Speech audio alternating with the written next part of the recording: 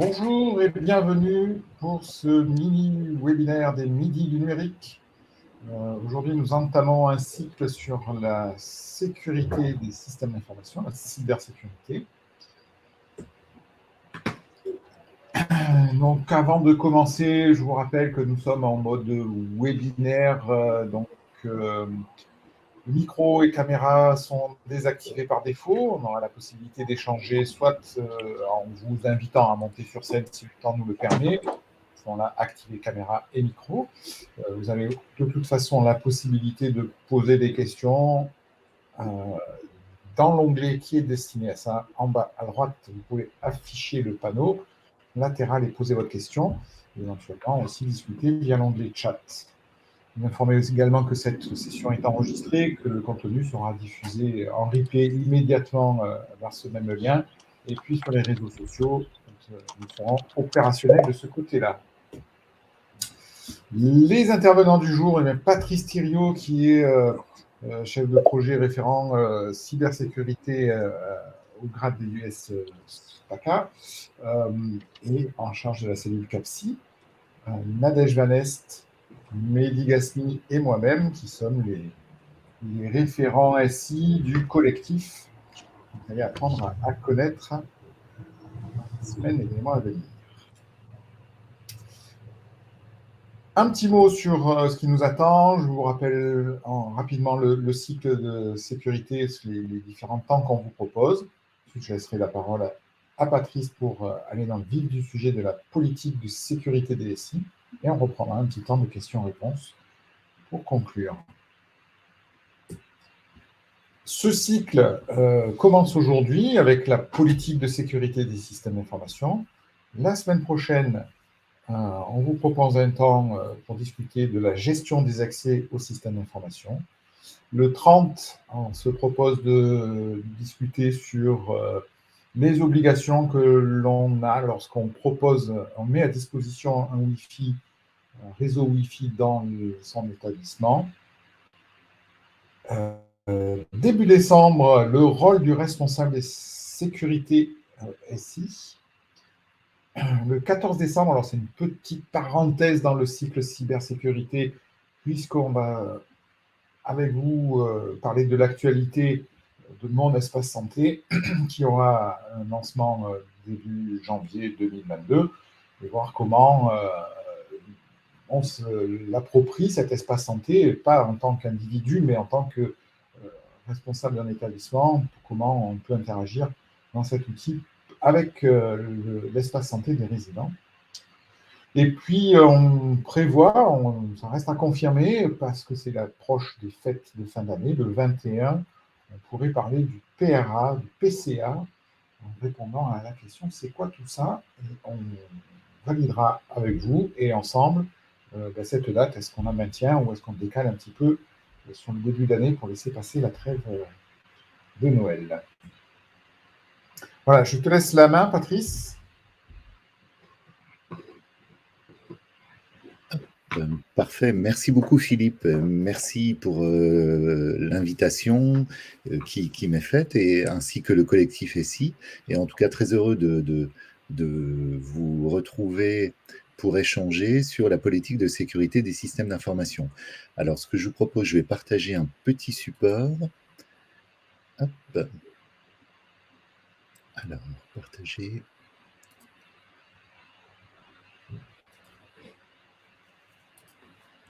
Voilà.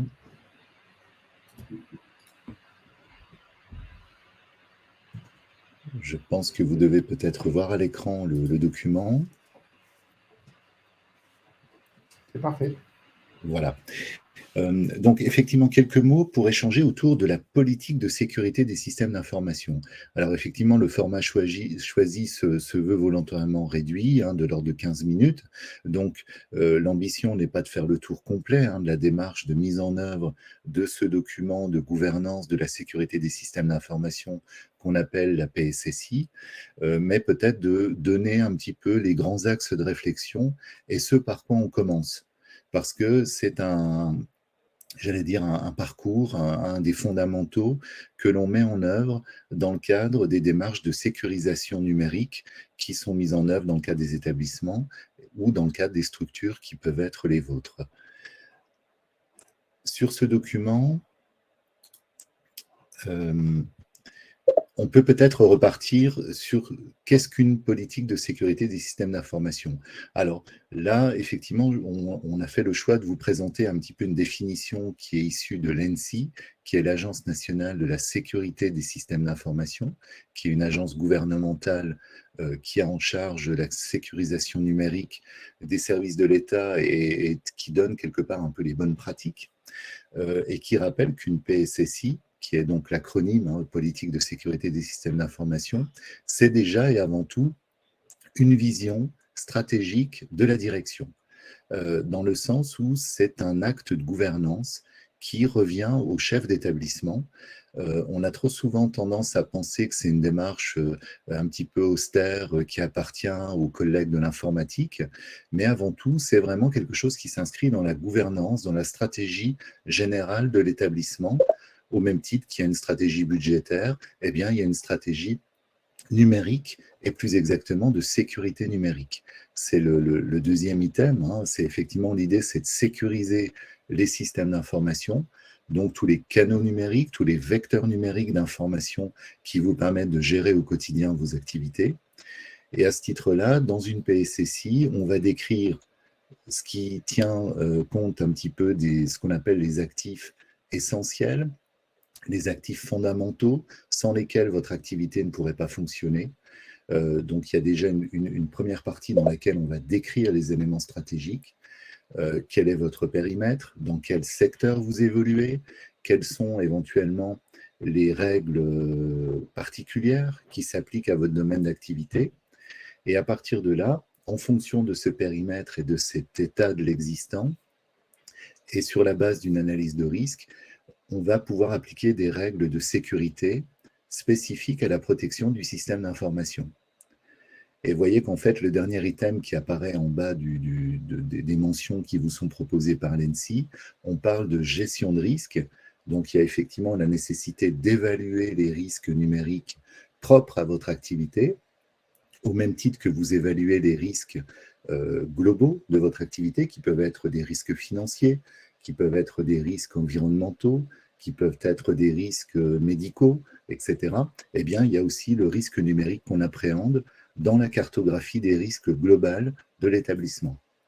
Et l'ambition de cette démarche-là, eh bien, c'est de susciter la confiance, ou en tout cas de rassurer, tant en interne qu'en externe, vos différents acteurs de l'écosystème de vos structures.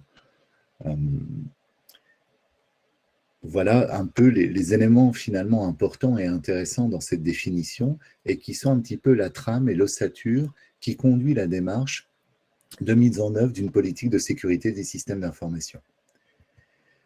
Ce qui fait que les objectifs clés de cette démarche, on retrouve donc la dimension stratégique de la politique de sécurité dont on parlait, qui est quelque part le reflet de la vision du dirigeant, comment il voit les choses et comment il inscrit la sécurité des usages numériques dans sa stratégie générale d'établissement. Un outil de communication, on en parlait, un vecteur de confiance. Donc à partir de là, c'est aussi un outil de communication qui permet de faire savoir tant en interne qu'en externe les devoirs et les obligations, mais aussi les droits des différents acteurs et ayant droit de votre écosystème numérique. De manière pratique, c'est ce qui va permettre de pouvoir indiquer quelles sont les autorisations ou les usages autorisés dans le cadre du numérique pour vos différents interlocuteurs. Elle se fonde sur une évaluation des risques sur le système d'information. Donc, évaluation des risques, l'idée étant de faire déjà un premier inventaire de l'existant. Qu'est-ce que j'ai comme outil numérique? Quels sont les usages? Quels sont à partir de là vraiment les actifs essentiels sans lesquels je ne pourrais pas travailler? Et à partir de là, pouvoir évaluer les risques, c'est-à-dire déterminer un petit peu des scénarios en disant, bah tiens, voilà, un risque électrique, un risque de piratage informatique, un risque éventuellement lié au fait que vos bâtiments sont peut-être dans une zone inondable, ce qui peut poser problème pour vos équipements informatiques, un risque qui peut être aussi un risque de sous-traitance. Si vous infogérez votre informatique auprès d'un prestataire, si ce prestataire est défaillant, ça met à mal votre activité. Donc, vous voyez, en fait, il y a vraiment cette démarche-là qui est conduite dans le cadre de la PSSI. Et à partir de cette évaluation des risques qui permet de mettre sur chacun des risques évalués un curseur qui va aller du vert au rouge en passant par le orange, suivant la probabilité de survenance du risque, eh bien en fait, on va décider d'appliquer un socle de mesures de sécurité. C'est-à-dire, on va dire, eh bien voilà, pour moi, c'est pas du tout imaginable d'avoir une interruption sur tel domaine de mon système informatique. Imaginons la gestion des dossiers de vos usagers ou par rapport à la prise en charge d'un certain nombre de prises en charge médico-sociales. À partir de là, on peut imaginer qu'effectivement, il est intolérable d'avoir un risque d'interruption de vos services. À partir de là, quelles sont les mesures de sécurité que je vais pouvoir mettre en place? Ça va passer, par exemple, par le fait d'assurer un système de réplication, le fait de pouvoir imaginer avoir un mode dégradé qui permet d'avoir un plan de reprise d'activité ou éventuellement de passer sur un mode dégradé en disant j'ai éventuellement des copies papier qui me permettent de pouvoir gérer la transition. Et tous ces éléments-là, tout ce qui est décrit dans la politique de sécurité des systèmes d'information, c'est vraiment l'élément qui va vous permettre de déterminer le cadre sur lequel vous allez communiquer et qui va être destiné à susciter la confiance à travers la transparence quelque part. Puisque quelque part, on va, alors sans pour ça effectivement donner le détail des choses de sécurité, mais ça permet de donner un petit peu les limites du terrain de jeu, tant interne qu'externe, des usages numériques qui peuvent être faits au sein de votre structure. De manière pratique, ce document-là est un document écrit qui est requis dans le cadre de la gouvernance de vos établissements.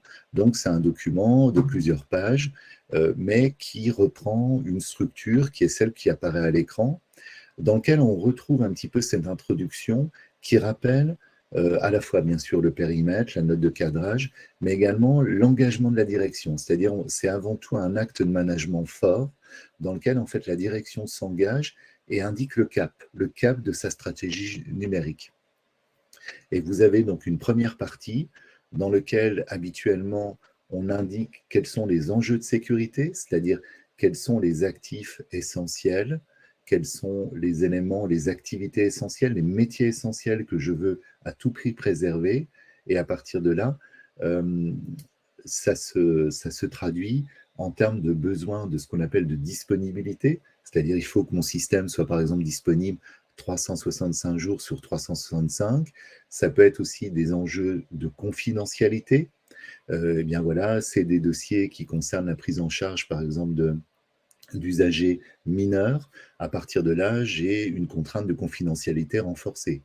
Ce peut être aussi des contraintes d'intégrité. L'intégrité, c'est-à-dire s'assurer que on est bien sur le dossier de la bonne personne et on traite bien les données de la bonne personne pour éviter un risque médical ou autre et une perte de chance pour un usager.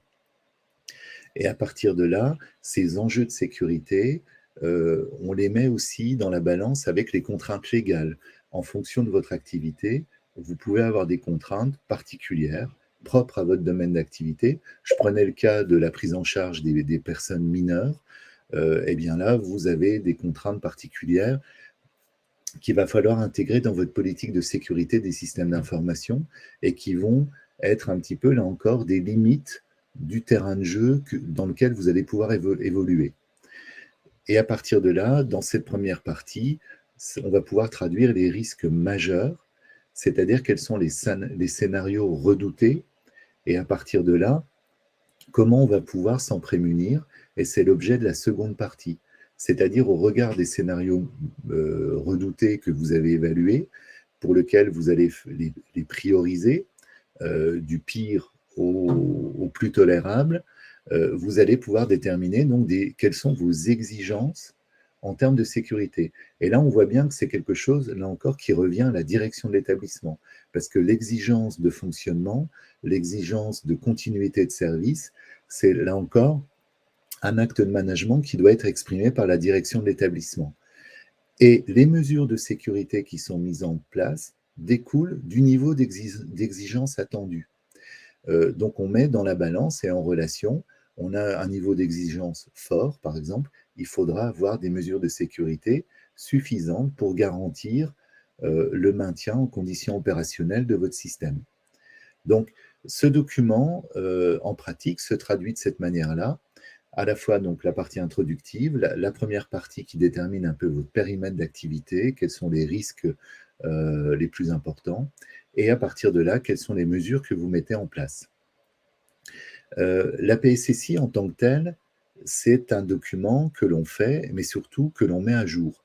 On a souvent peut-être tendance, parce qu'on est pris par le temps, à penser que c'est un document one-shot qu'on va faire une fois et, entre guillemets, qu'on va mettre sur une étagère et qui va prendre la poussière sans qu'on y revienne. Bien au contraire, en fait, on est sur on parle souvent, au lieu de PSSI, de SMSI. SMSI, c'est le système de management de la sécurité des systèmes d'information. À partir de là, c'est vraiment l'idée de dire, de manière régulière, on réévalue nos risques, on réévalue cette politique de sécurité et éventuellement on la met à jour. Donc, c'était cette petite conclusion. Donc, pour vous donner peut-être aussi quelques éléments, pour aller plus loin sur la mise en œuvre d'une PSSI, vous avez un certain nombre de sites qui vous proposent des démarches, qui vous proposent des méthodologies. Vous avez notamment le site de l'ENSI, qui est l'Agence nationale de la sécurité des systèmes d'information. Vous avez bien sûr les sites ministériels dont vos structures peuvent dépendre. Et vous avez bien évidemment, au sein de la région PACA, la cellule CAPSI, dont je fais partie, qui est la cellule d'appui à la protection des systèmes d'information, qui est mise à votre disposition par le GRAD PACA Innovation e-Santé Sud et qui est susceptible de pouvoir vous accompagner. Alors effectivement, on ne peut pas faire à votre place, mais on peut travailler à quatre mains avec vous sur la rédaction, vous conseiller la méthodologie, refaire des relectures de vos politiques de sécurité. En tout cas, nous sommes à vos côtés avec Philippe, avec le collectif SI, avec CAPSI, pour pouvoir vous aider au mieux dans ces démarches de sécurisation numérique de vos activités. Voilà rapidement quelques éléments, quelques caps, quelques directions que l'on peut vous donner sur la politique de sécurité. À votre disposition pour échanger sur des questions-réponses. Et vous avez sur le slide notamment l'adresse capsi@ties.sud.fr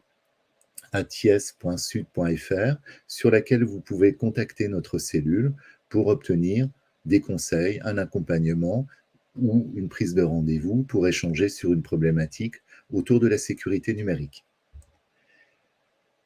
Voilà, je te repasse la parole, Philippe, pour reprendre le cours. Avec le micro activé, c'est mieux. Bien, merci, Patrice. Il y avait une question à laquelle je pense que tu as partiellement répondu. Existe-t-il une trame normée de ce document qui pourrait servir de support, à défaut une trame type?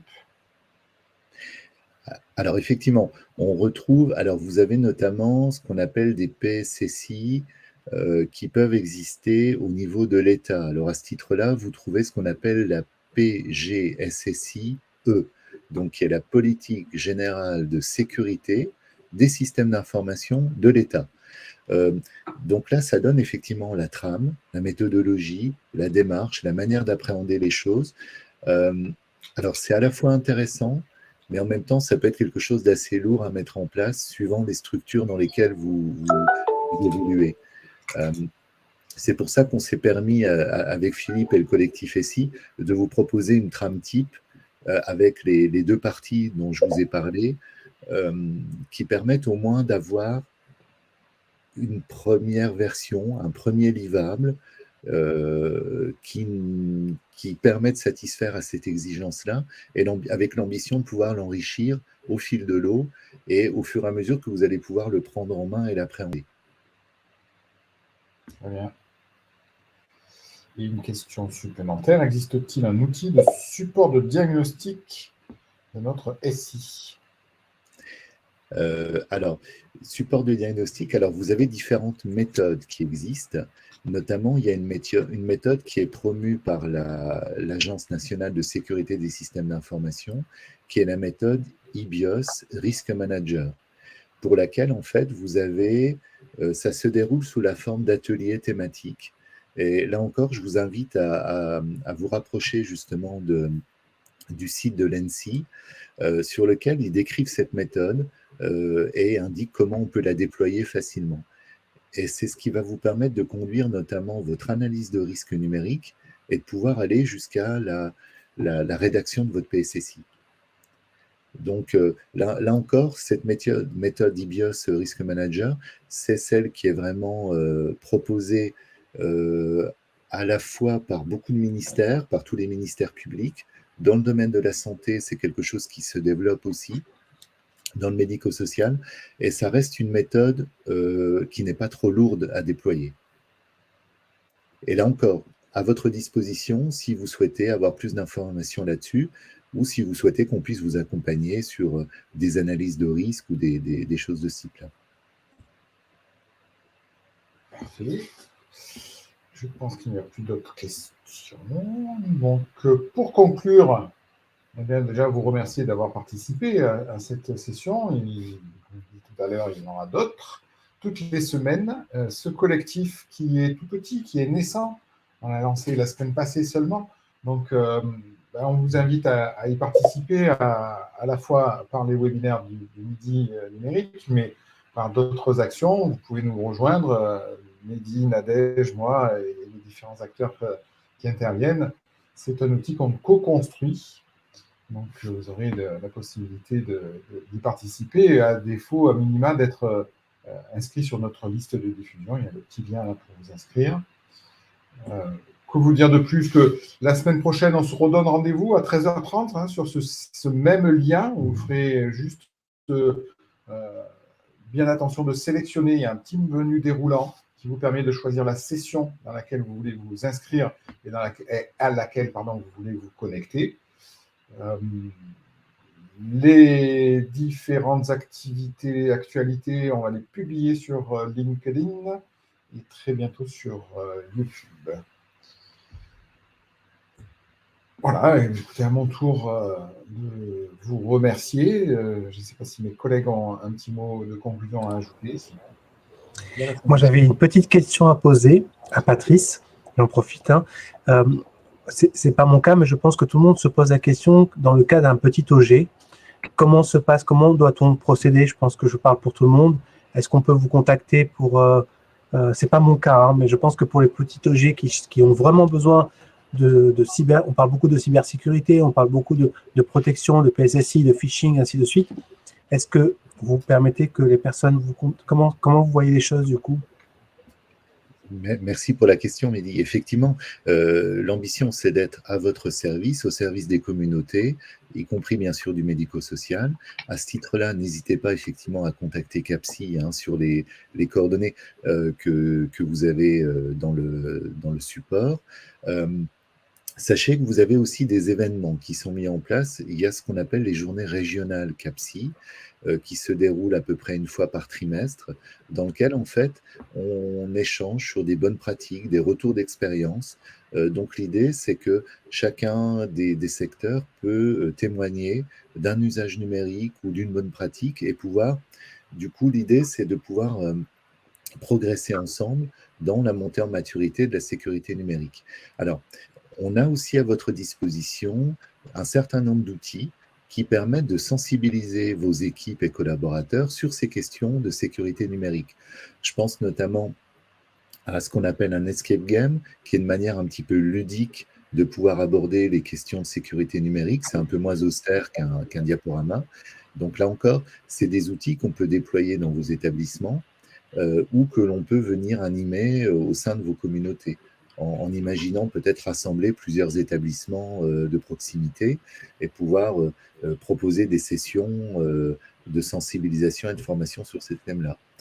Autre outil aussi dont on va se doter et que l'on va mettre à disposition des communautés, c'est une plateforme de sensibilisation et de formation avec des petits modules que vous pouvez déployer auprès de vos collaboratrices et collaborateurs et qui permettent de sensibiliser sur ces sujets à la fois de la sécurité, mais aussi de la conformité. On parle du RGPD, etc.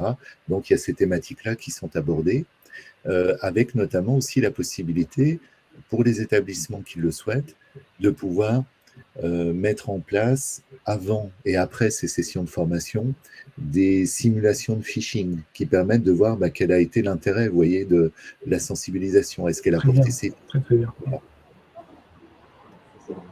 Je pense que c'était important de le préciser parce que c'est vrai que beaucoup de personnes ne se rendent pas compte du danger, souvent, de ce qu'on parle.